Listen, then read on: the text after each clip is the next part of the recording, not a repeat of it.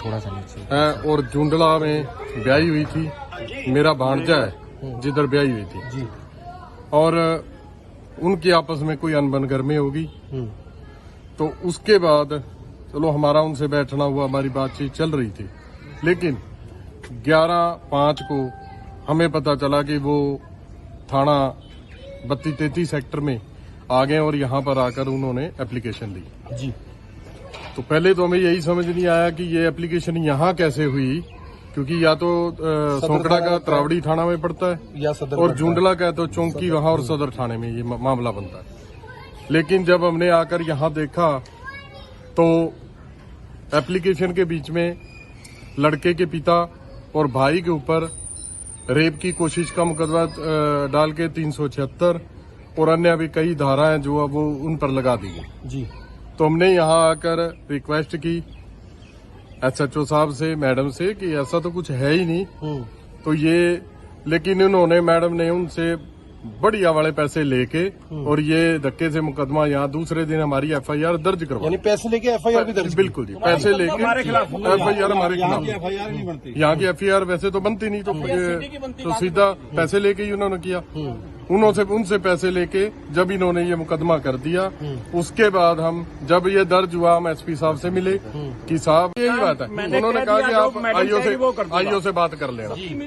हाँ बिल्कुल मिली भगत है जी। उसके बाद कहीं ना कहीं सुनवाई की आपकी जी। हमने आज फिर हमने, क्योंकि हमने उनकी रिकॉर्डिंग पहले कर रखी थी, आज जब इन्होंने हमें ये कहा कि आप 8 लाख रुपए में हमारी, उस दिन इन सोसाइटी मैडम कहती भी 8 लाख से कम हम नहीं करेंगे। किस किस के पैसे बताए इसमें? इसमें कहा जी 5 लाख DSP साहब का है, 2 लाख SHO साहब को जाएगा, मेरा 1 लाख है। ये भी रिकॉर्डिंग ये है? बिल्कुल रिकॉर्डिंग है। अच्छा जी। ये DSP मुकेश कुमार, उनका नाम लिया? उनका नाम इन्होंने लिया कि SHO कौन है? SHO तो नया आया है जी, पता नहीं उनका नाम, लेकिन मैडम ने कहा जी। हाँ जी। तो फिर पैसे इन्होंने ले लिए जी? देखो जी, आज फिर इन्होंने कहा कि 4 लाख रुपए आज दे दो और बाकी के जो 4 लाख है वो काम होने के बाद हम लेंगे। तो हमने आज फिर सचिन सर से बात करी, इनका नंबर कहीं से देखा, उनसे बात की कि सर ये मामला है और हमारा ये हो रहा है। तो जो रिकॉर्डिंग हमारे पास थी वो हमने सर को सुनाई जी। तो सर ने फिर हमें कहा कि हम आपके साथ हैं, हम सच्चाई के साथ हैं। तो सर ने हमारा पूरा साथ दिया, पूरी टीम ने हमारा साथ तो दिया। आप रिश्वत नहीं देना चाहते थे? बिल्कुल सर, किस चीज की दें? पहले तो हम झूठे मुकदमे में हमें फंसा दिया और वही झूठा पुलिस को पता भी है कि झूठा है और उसी को तोड़ने के लिए आयु हमसे 8 लाख की 8 लाख बताइए।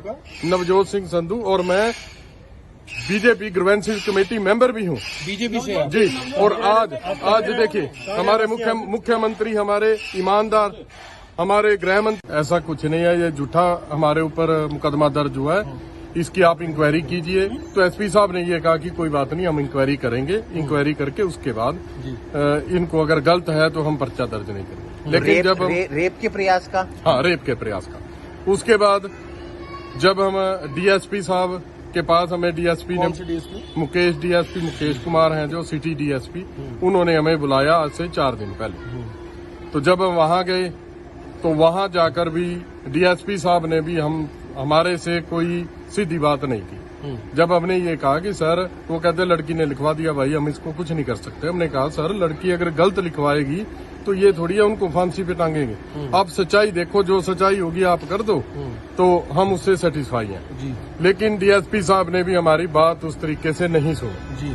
उसके बाद हम IO के पास गए, इनसे पूछा तो इसने, हाँ उन्होंने कहा कि IO से मिल लेना। IO कौन था? IO ये सरिता मैडम है, इनसे हम मिले। तो इनको मिलके मैडम से हमने बात की कि मैडम, वो कहने लगी कि इसका खर्चा पानी लगेगा, अगर ये धाराएं निकालनी है, हमें पता है कि ये झूठा मुकदमा है, इसकी पूरी रिकॉर्डिंग है हमारे पास, वो हमने विजिलेंस को दे दी। उन्होंने कहा कि ये झूठा मुकदमा है, हमें सब पता है, DSP साहब को भी पता है, खुद मैडम बोल रही है, रिकॉर्डिंग है, ये ऑडियो रिकॉर्डिंग है। अच्छा जी।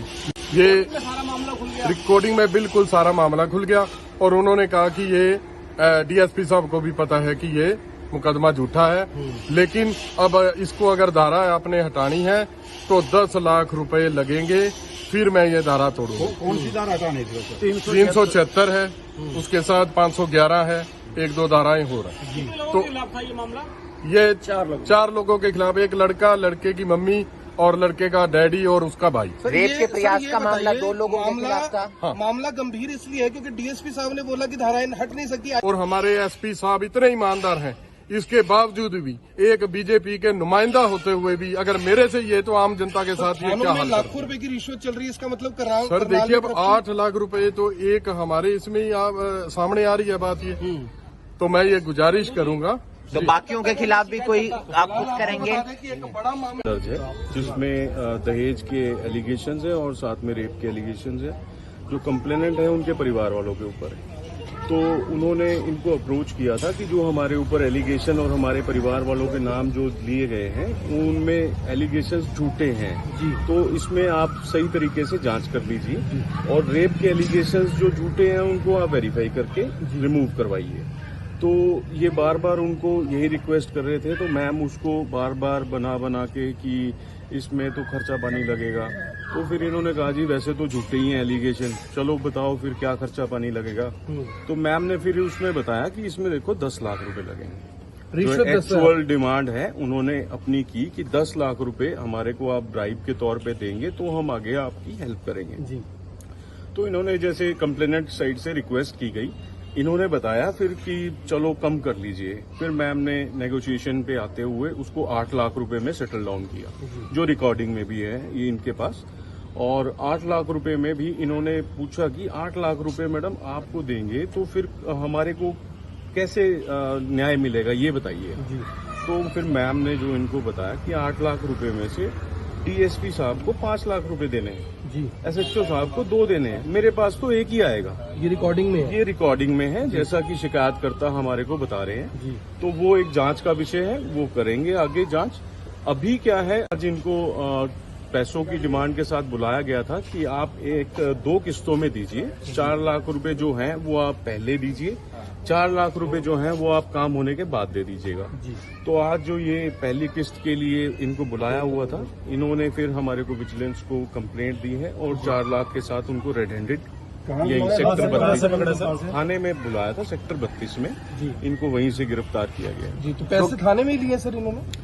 पैसे थाने में। तो सर क्या रेप का मामला था, वो उसकी धाराएं कमजोर करने के लिए कहा था? मामले में अरेस्ट भी हुआ था कोई उस मामले में? अभी अरेस्ट नहीं हुआ था। एफआईआर कब दर्ज हुई थी? एफआईआर ये अभी इसी मंथ में दर्ज हुई है। और इन्होंने एक बात और भी रखी मैम के आगे कि जी लड़का जुंडला से है, लड़की जो है वो सौंकड़ा की है। हमारी पंचायत हुई वो हुई हमारी सिटी के एरिया में, तो आपके यहाँ दर्ज कैसे होगा? भी हमारे को तो यही नहीं समझ आ रहा है कि भी क्या कॉन्स्पिरेसी की जा रही है। तो चलो वो इनिशियल स्टेज पे ये बातें थी, उसके बाद जब ये ब्राइब करने मांगने पे डिमांड करने पे बातें आ गई तो फिर उसके बाद उन्होंने जब आज उन्होंने पेमेंट के लिए बुला रखा था, जब रेड हैंडेड इन्होंने हमारे को अप्रोच किया तो रेड हैंडेड उनको कोई धारा रेप का मामला था सर? रेप का मामला सर एक और मामला है जिसमें बीजेपी